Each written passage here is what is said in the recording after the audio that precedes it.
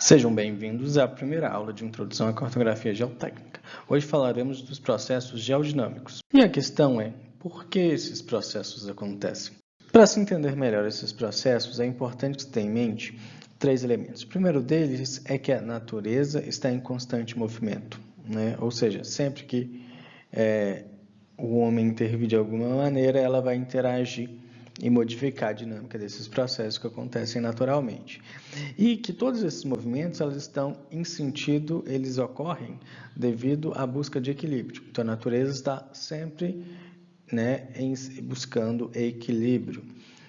E, para melhor entendê-los, também é preciso ter em mente a questão da manutenção da imanência das características dos materiais. O que eu quero dizer com isso? Que os materiais são diferentes, os diversos elementos que constituem a Terra, solo, diferentes tipos de solo, diferentes tipos de rochas, eles têm características que são inerentes a cada uma delas e que, consequentemente, vão responder de formas diferentes a um mesmo esforço. Os processos geodinâmicos são os processos da dinâmica superficial que são responsáveis pela modificação da superfície terrestre. Eles alteram diversas paisagens. Esses processos acontecem na interface, se desenvolvem na interface entre atmosfera, litosfera e hidrosfera. Embora aconteçam naturalmente, podem sofrer grande influência da atividade humana. As forças responsáveis pelos processos geodinâmicos são a gravidade, as marés, a radiação solar e o calor interno da Terra. Entretanto, gravidade e radiação solar são as forças mais influentes e importantes no desenvolvimento desses processos geodinâmicos. Quando se trata dos agentes, tem-se os agentes móveis, responsáveis pelo transporte dos sedimentos, das partículas, como os rios, os ventos e as águas. E também tem-se os agentes imóveis, responsáveis pelas alterações químicas e físicas, como dissolução de rochas, congelamentos. Então, de um modo geral, agentes responsáveis, como o intemperismo. Entretanto, um agente muito importante de modificação é o agente humano. E a interferência humana ela tem duas formas aí de influenciar os processos geodinâmicos. De forma indireta, através do efeito estufa, e de forma direta, através de modificações na paisagem, como que a gente sabe o potencial de modificação de paisagem que a atividade humana tem. Os processos geodinâmicos considerados são a erosão, os movimentos de massa, subsidências e colapsos, assoreamento e as inundações. A erosão é o processo de remoção de partículas do solo de fragmentos de rocha. Ela é resultado pela ação conjunta da força da gravidade e agentes como água, gelo e vento. Os processos erosivos podem ser classificados de acordo com o seu agente causador. Então, tem-se a erosão hídrica, aquela causada pela água, a erosão eólica, causada pelos ventos, e a erosão glacial, causada pelo gelo. Quando se trata da erosão hídrica, a água pode causar erosão na forma de chuva, nos rios e nos oceanos. Quando o agente é a chuva, a gente pode considerar a erosão pluvial. Entretanto, essa erosão pluvial ela pode ser laminar ou linear. Veremos a diferença mais à frente. Quando a erosão é causada pelos rios, ela é dita erosão fluvial, e quando é causada pelos oceanos, erosão costeira.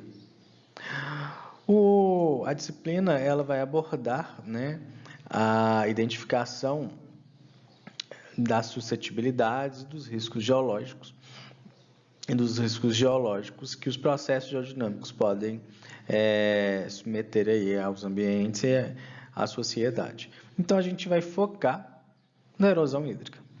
A erosão hídrica vai ser o processo mais importante aí dentre esses diversos processos erosivos. Do ponto de vista de intensidade, a erosão pode ser classificada como natural ou antrópica. Ela é dita natural quando o processo de remoção das partículas e a formação dos solos ocorre em equilíbrio, permitindo assim a regeneração do solo. Entretanto, quando é dito que a erosão é acelerada, a remoção de partículas é muito mais intensa que a formação dos solos, o que não permite a recuperação, a regeneração desse solo, podendo provocar degradação ambiental. E são duas possibilidades que impulsionam que provocam a erosão acelerada. Algum evento excepcional, um evento natural excepcional. A segunda opção é a ação antrópica. E a gente sabe bem como a ação antrópica tem influência e poder. E quando a gente tem cenários de desequilíbrio e erosão acelerada, a gente tem situações como esta, né, que pode gerar muitos prejuízos e riscos socioeconômicos, sobretudo, e socioambientais também, sobretudo quando inseridas em áreas urbanas. A erosão hídrica pluvial pode ser classificada como erosão laminar e erosão linear. O que as difere são as feições geradas e também a forma com a qual o escoamento superficial ocorre. Na erosão laminar, o escoamento superficial ele acontece em lençol mais difuso. Então, de certa maneira, ele remove progressivamente e de forma mais uniforme os horizontes mais superficiais do solo, gerando feições desse tipo. Percebam que não são feições tão agressivas e, de certa maneira, parecem pouco perigosas. Entretanto, do ponto de vista da agricultura, ela consegue provocar uma grande perda de solo e, consequentemente, perda de fertilidade de solo e produtividade.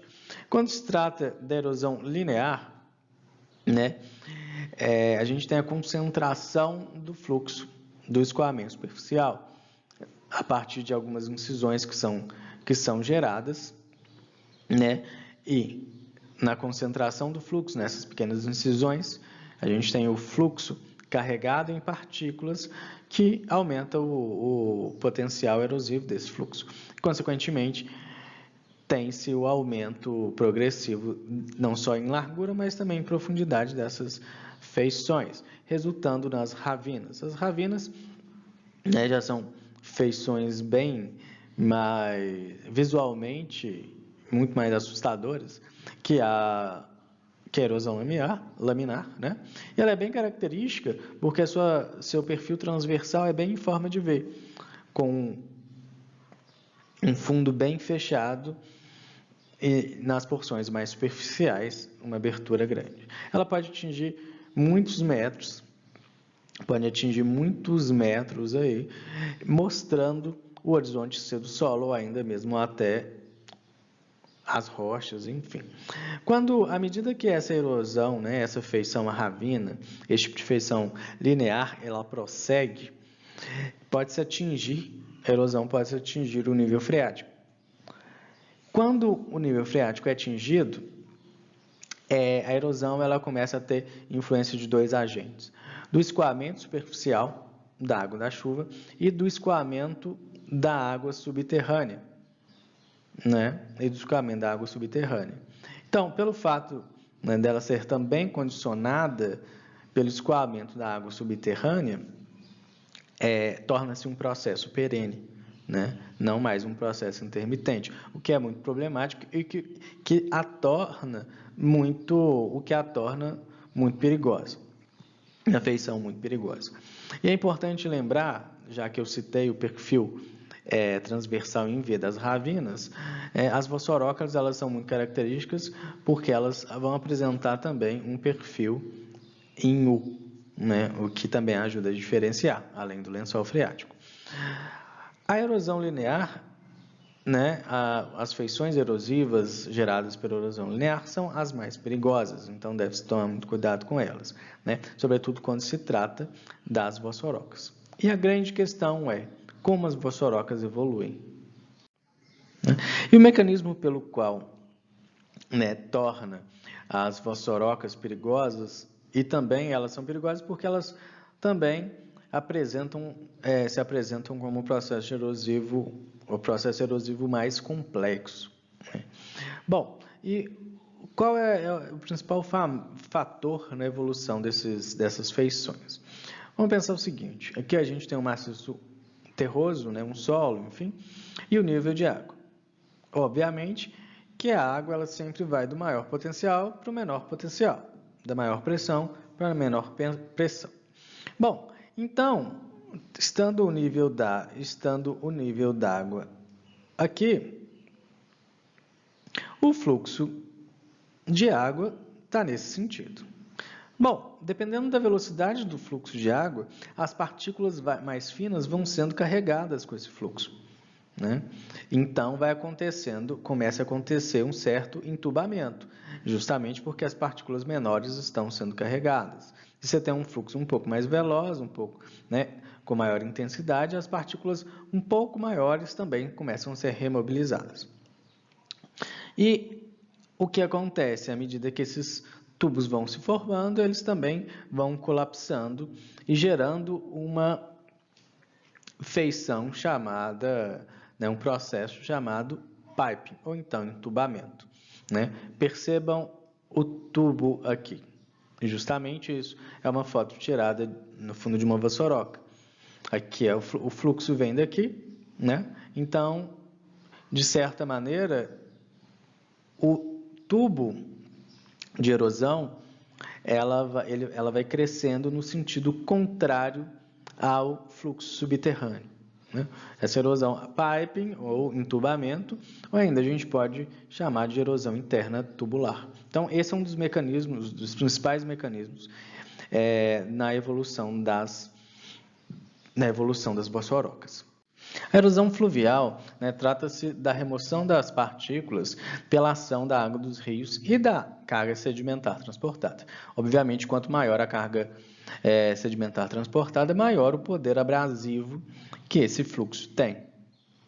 E, sobretudo, né, o poder abrasivo, o poder erosivo de um rio depende muito do volume da água, da quantidade de carga erosiva. Então, se a gente pensar, né, nesses eventos chuvosos, em que o índice pluviométrico é muito alto e repentino, né?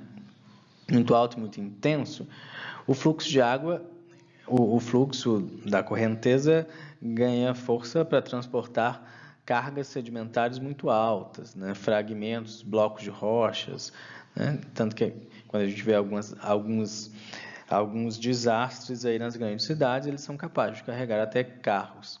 Então, é importante que se tenha noção, não só da erosão fluvial, né, mas todos os outros processos relacionados às drenagens. Já a erosão costeira é a remobilização das partículas para a ação das ondas, dos mares, das correntes litorâneas. E hoje representa um grande problema em toda a zona costeira mundial. Se a gente pensar, a gente tem diversos exemplos, inclusive no Brasil. Existe o município São João da Barra, em São Paulo. Boa parte da praia de Atafômena já foi tomada pelo mar. Realmente a linha de mar progrediu bastante para dentro da cidade. E existem aí diversos outros exemplos associados e perigosos com a erosão costeira. Os movimentos de massa são processos relacionados a deslocamentos descendentes de solos e rochas em encostas por ação gravitacional. E eles podem ser divididos em 4 grandes grupos: os rastejos, as quedas, as corridas e os escorregamentos, ou então deslizamentos. O que vai diferir esses tipos de movimentos de massa são a geometria, o tipo de material, a velocidade, né? E todos esses fatores. Seja qual for o movimento de massa, é importante que entendamos quais são os condicionantes desses processos. A gente pode dividi-los em 2 grupos: os condicionantes naturais e os condicionantes antrópicos. Do ponto de vista dos condicionantes naturais, a gente pode destacar as características dos solos e rochas, né, que estão relacionadas à permeabilidade, porosidade, na estrutura dos solos e das rochas. Quando a gente pensa em estrutura dos solos, a gente está falando em macroporosidade, e quando a gente pensa em estrutura de rocha, a gente está falando de fraturas e foliações, né? E mesmo se a gente pensar em um conjunto como um todo, até mesmo o contato entre solo e rocha, que pode também condicionar aí, descontinuidades hidráulicas. Relevo, justamente em todas as características de relevo: altimetria, declividade, orientação e morfologia dessas encostas, né? Vegetação, clima, se chove mais, se chove menos, né? Como que vai ser essa umidade, esse índice pluviométrico de uma região, e o nível da água, que vai condicionar aí a saturação ou não de algumas regiões. E quando a gente pensa, então perceba, todos os condicionantes naturais são todos variáveis ali, e esses processos eles vão acontecer naturalmente mesmo, porque lembrando que os processos eles acontecem no sentido de buscar o equilíbrio. Mas e quando a gente envolve o fator humano? Então, quais são esses condicionantes antrópicos? Justamente cortes e aterros que vão deflagrar esses processos, né? O desmatamento, que vai tirar essa proteção natural dos solos. O lançamento de água servida em superfícies, em fossas sanitárias, que vai aumentar a saturação de água no solo, né? Diminuindo assim resistência ao cisalhamento, enfim, diversos outros parâmetros geotécnicos, e mesmo o lançamento de lixo em entulho, que além de aumentar o peso de encostas, a gente também pode aumentar a saturação, acumular água, sobretudo relacionada a lixo, né? E são diversos outros problemas. Se a gente pensar ainda na ação antrópica, mesmo o plantio inadequado em encostas, como comumente observa-se em regiões em que tem muitos escorregamentos, a presença de bananeiras plantadas, enfim, diversos outros aspectos.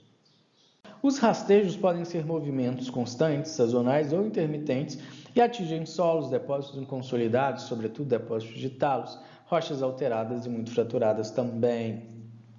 Mas sua principal característica é a velocidade. São processos que acontecem com velocidades muito baixas, coisas de centímetros por ano, e diminuem essa velocidade com a profundidade. Então, para percebê-los, né, para identificá-los, é necessário que sejam observados pequenos indícios, às vezes nem tão pequenos, né, mas indícios, ou seja, evidências indiretas desses movimentos, como cercas tortas, árvores embarrigadas, muros embarrigados, postes tortos, trincas em superfícies rígidas, né? No asfalto, em arrimo, né? Em colunas. E um outro aspecto muito importante dos rastejos é que eles apresentam uma geometria de ruptura indefinida, né? São múltiplos planos aí de ruptura. Então, a gente acaba tendo um horizonte, né, de movimentação. E além daqueles outros indícios, também é possível se observar, né, degraus de abatimento, justamente à medida que esse terreno desce, né, esses degraus eles vão sendo formados justamente porque o terreno está se abatendo, né, e também em trincas nas estruturas das casas, como já dito anteriormente. Já os escorregamentos são caracterizados por planos de deslocamento definidos, atingem velocidades médias a altas, podem envolver materiais variáveis e apresentar distintas geometrias. E é baseada na geometria que os diversos tipos de escorregamento serão classificados. Entre eles, tem o escorregamento circular ou rotacional, que é caracterizado pela superfície de ruptura circular e pode envolver solos muito espessos e, de modo geral, materiais mais homogêneos. Já os escorregamentos em cunha são característicos de maciços rochosos mais fraturados, nos quais a interseção de duas descontinuidades com direções diferentes, condicionando gerando um prisma, um bloco que pode escorregar segundo essa linha. E, por fim, os escorregamentos planares, que são caracterizados por superfícies de ruptura planar. E o que condiciona esse tipo de escorregamento? Justamente são descontinuidades mecânicas e hidráulicas naquele material, né? Seja estruturas como fraturas ou foliações, ou ainda o contato solo e rocha. Aqui encontramos alguns exemplos de escorregamentos circulares. Este à beira do Rio São Francisco. Percebam que mesmo não vendo o perfil desse escorregamento, a gente consegue ver, né, a sua cicatriz também circular no relevo. Né? Nessa segunda foto, a gente pode observar, né, a cicatriz está circular, mas a gente consegue perceber a concavidade da superfície aqui e estimar essa superfície de ruptura. Então, a principal característica de um escorregamento circular ou rotacional é justamente a sua superfície. Tá? E geralmente, lembrando mais uma vez, associada a materiais mais homogêneos. Aqui a gente tem um exemplo de um escorregamento planar, né? Eu tenho material escorregando sobre uma superfície plana. E o que está condicionando a formação dessa superfície é a foliação, né, desse material encontrado aqui. E no nosso último exemplo, a gente tem um exemplo de um escorregamento em cunha, né? Que a gente tem um material escorregado e a gente pode perceber que a gente tem esse plano aqui de descontinuidade intersectando esse outro plano. Eu vou mudar de cor só porque não deu para ver, né? Interceptando uma descontinuidade nessa direção e tem uma nessa direção, formando esse prisma, né? Essa cunha aqui que acabou descendo. De certa maneira, nesse caso, a gente tem uma questão que, dependendo do ângulo que você observa esse afloramento que está ilustrando o escorregamento em cunha, ele pode ser classificado de forma dúbia, né? Porque em uma parte do afloramento, toda a movimentação acontece ao longo da foliação principal, podendo ser classificado como escorregamento planar. E somente nesse ponto que foi possível observar a interseção de um outro sistema de descontinuidade, né, de uma outra foliação ali, interceptando e condicionando este deslizamento. E é importante sempre ter em mente uma coisa: o que difere os três tipos de escorregamentos? A geometria. Já as quedas são caracterizadas pela ausência de planos de deslocamento e geralmente relacionadas à queda livre ou então um movimento em planos inclinados. E atingem velocidades, né, muito altas. Não só atingem, como são caracterizados por velocidades muito altas. E, como grande parte dos movimentos, apresenta uma geometria variável, né, podendo acontecer na forma de lascas, de placas, de blocos, etc. E são também diversos os tipos de queda. Existem as quedas de blocos, né, associada realmente à queda livre do material, que por conta seja intemperismo diferencial ou ainda interseção de descontinuidades em um maciço rochoso, né, colapsa a base e a partir do momento em que esses blocos já formados, condicionados pelas descontinuidades, perdem sustentação, eles caem em queda livre, né? Os rolamentos de blocos associados a solos, né, a horizontes caracterizados pela ocorrência de blocos maiores, imersos em solo bem desenvolvido, e à medida que esse solo vai sendo erodido, enfim, e vai sendo retirado a sustentação desses blocos, eles podem rolar, né, em encostas mais inclinadas. E o rolamento desses blocos pode se rolar desde blocos pequenos até blocos muito grandes, podendo gerar algum risco às comunidades subjacentes, né? E mesmo os tombamentos. Os tombamentos eles têm relação ao desprendimento de grandes lascas, né? Também associadas a maciços rochosos. Né? Por conta de estruturação ou descontinuidade mais subverticalizadas, né? E com sentidos, com mergulhos contrários a essa encosta, esses blocos formados acabam perdendo sustentação e tombando. É válido lembrar que, no que se trata das quedas, né, seja as quedas de blocos, os rolamentos de blocos, os tombamentos, em todos eles estamos tratando de material rochoso. É importante lembrar disso. Aqui temos alguns exemplos, né, desses processos. Percebam, tem-se casas construídas aqui e uma quantidade de blocos aqui, né? E se a gente observar bem, o processo de rolamento já aconteceu. Olha o trajeto. E aqui também, né, são encontrados alguns blocos. Essa foto ela é restrita a essa área, mas no fundo da imagem, se a gente analisar para cá, a gente percebe que tem outras casas em posições mais baixas, né? Então, em posições mais baixas. Então, a jusante daqui é possível que tenha, né, ou tivesse outras moradias que estariam em perigo, né, estariam em risco devido a esse tipo de movimentação. Bom, os tombamentos, justamente quando blocos mais verticalizados perdem a sustentação e tombam, como é possível verificar aqui.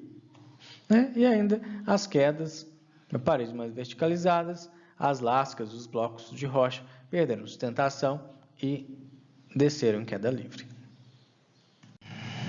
Já as corridas são caracterizadas pelo extenso raio de alcance, mesmo nas áreas planas, né? E o movimento é semelhante ao de um líquido viscoso. Desenvolve-se ao longo de drenagens e pode mobilizar solo, rocha, detritos e água. E uma característica muito marcante e que traz, né, para esses processos um caráter muito perigoso é a velocidade com a qual eles acontecem, né? Velocidades altíssimas. E também vão ser classificados de acordo com o tipo de material que carrega e a quantidade de água que está inserida nesse fluxo. A gente pode trabalhar com os fluxos de lama, com os fluxos de terra primeiro. Com os fluxos de terra, predominantemente a gente tem materiais de granulometria mais fina, enfim, mais solo, enfim, com predomínio de solo e não de água, né? Pouco saturado. A corrida de lama, que aí sim a gente tem mais solo e solo saturado em água, o que vai dar viscosidade, enfim, uma lama mesmo. E a corrida de detritos, que aí sim a gente tem a gente pode ou não ter volume de água, só que um volume de detritos muito grande, o que também vai deixar o fenômeno mais perigoso ainda e com maior potencial destrutivo. Aqui um exemplo de uma corrida de detritos, né, debris flow, com uma corrida de detritos, e perceba o poder destrutivo que essa corrida de detritos ela apresenta, né? Aqui eu tenho alguns blocos que foram carregados por esse fluxo, e aqui é uma pessoa, né? Então o fluxo foi capaz de transportar um bloco, né, muito maior do que uma pessoa. Então, pensando em alguma população, né, qualquer tipo de habitação que estivesse aqui, estava sob altíssimo risco de destruição, não perdendo não só bens materiais, mas também a própria vida, enfim. Então, são eventos muito perigosos. Outros exemplos são as corridas de lama. Essa aconteceu em Ouro Preto, né? Perceba, o volume de lama trazido é muito grande. E é sempre bom lembrar o seguinte, essas corridas, sobretudo as de lama, né, e as de detritos, elas estão muito relacionadas aos escorregamentos múltiplos, né, porque as corridas estão relacionadas às drenagens. Se a gente pensar em escorregamentos, né, a ideia é que os escorregamentos vão todos ao sentido da drenagem. Então, em uma época muito chuvosa, em que o volume de água nas drenagens já é grande, e o volume de material, né, que atinge, material rochoso, de solo, que atinge as drenagens, devido a múltiplos escorregamentos, também é superior, e isso pode acabar incentivando e impulsionando a ocorrência de corridas de lama e corridas de detritos. Aqui é só um exemplo de uma corrida de lama, que na realidade era um aterro que eles estavam fazendo, já existia um aterro e aqui eles estavam aumentando o aterro, entretanto faziam um aterro sobre solo mole e muito saturado. E durante o desenvolvimento da obra, desestabilizou o solo, a argila mole que estava abaixo desse aterro, e tudo fluiu em direção a essa comunidade aqui, que é a Vila Barraginha, em Contagem, ali na região metropolitana de Belo Horizonte. Também muito perigoso. Quando a gente fala de subsidências e colapsos, a gente está trabalhando com processos de deformação e deslocamento, né, de direção essencialmente vertical, e que vai causar aí afundamentos nos terrenos, né? Eles podem ser causados por castificação, por acomodação do substrato, pelo peso, pequenas movimentações e falhas, ou ainda pela ação antrópica, seja por bombeamento da água ou então colapso de antigas minas, entre outras intervenções subterrâneas. E esses processos, subsidências e colapsos, como eles serão diferenciados? Tudo está relacionado à velocidade com a qual eles acontecem. Quando os processos eles são mais lentos, a gente os chama de subsidências. Como os processos eles são mais rápidos, eles serão classificados como colapsos. E o que gera esses dois processos? Os colapsos serão resultados, geralmente, da castificação. O que é castificação? É o processo de dissolução pela água subterrânea de rochas carbonáticas, gerando regiões chamadas karst. A água subterrânea interage com as rochas carbonáticas, vai dissolvendo essas rochas, solubilizando, até que o teto, desses condutos não suporta mais o peso e vem abaixo, desaba, formando aí as dolinas. Bom, esses processos, quando naturais, a gente pode observar aqui, geram grandes feições superficiais ali, abertas. Mas imagina esses processos acontecendo em áreas urbanas. A gente pode gerar diversos problemas. Aqui é uma foto de um colapso acontecido na cidade de Cajamar, em 1986, justamente devido à castificação e ao superbombeamento. Lá, toda a água era retirada de um aquífero kárstico, e com o superbombeamento, com o desenvolvimento da cidade, a água é retirada do aquífero e os condutos, que outrora eram sustentados pela água, perdem essa sustentação, então acabam cedendo, acabam colapsando. Já as subsidências são os processos mais lentos e acabam só sendo percebidas depois que as estruturas já estão desalinhadas. Aqui é a famosa Torre de Pisa, e aqui é um caso histórico em Santos, em São Paulo, que a gente pode ver esse prédio desalinhado. E por que isso acontece? Justamente por conta da perda de volume, da redução de volume do solo na qual essa fundação foi feita. Esse processo é chamado de adensamento. Os solos argilosos, por apresentarem baixa permeabilidade, demoram mais para ter a água expulsa dos seus poros quando esse solo é submetido a algum esforço externo, no caso, a instalação de uma fundação.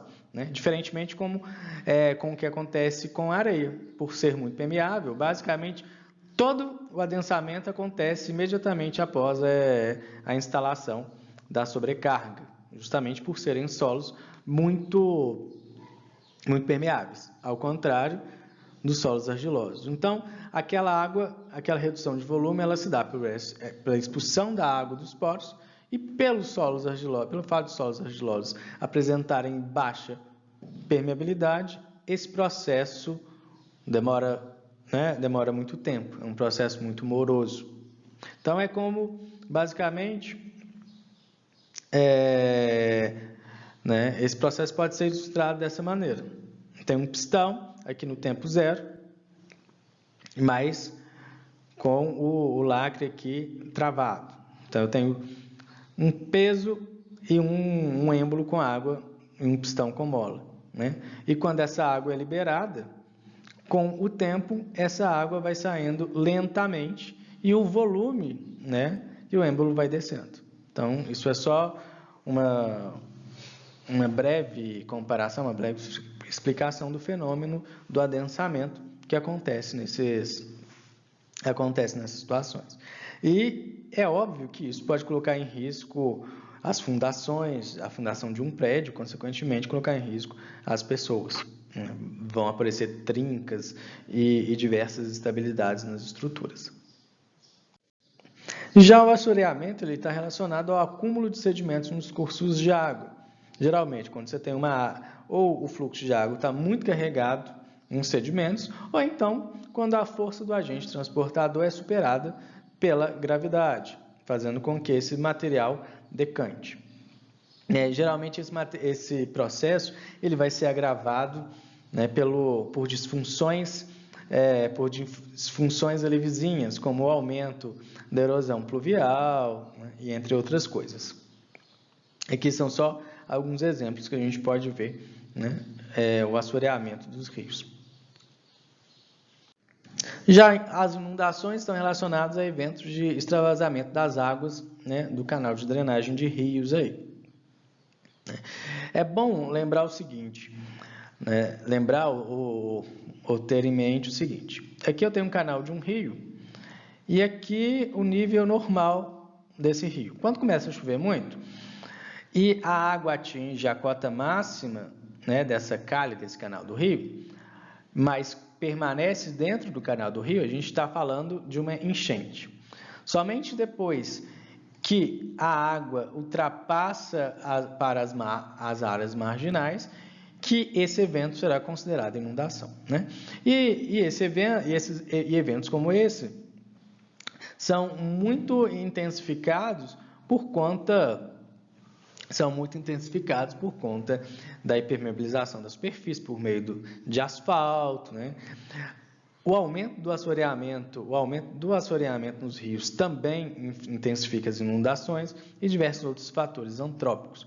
E este fenômeno, né, esse processo geodinâmico é um dos mais problemáticos no território brasileiro, né, que podem atingir grandes áreas, ele tem uma capacidade de atingir grandes áreas, e não só levar destruição estrutural, mas também contaminar as pessoas, deixar as pessoas doentes, né? Alguns efeitos que outros processos não permitem. Mas no Brasil, o que se tem, né, que, de um modo geral, no Brasil, nas regiões de clima mais tropical, os principais processos que vão gerar algum risco, né, às populações e que acontecem, né, são as inundações e os movimentos de massa. Bom, gente, por hoje é só, a gente fica por aqui e eu imagino que eu não evitei a fadiga, né? Bom, até mais.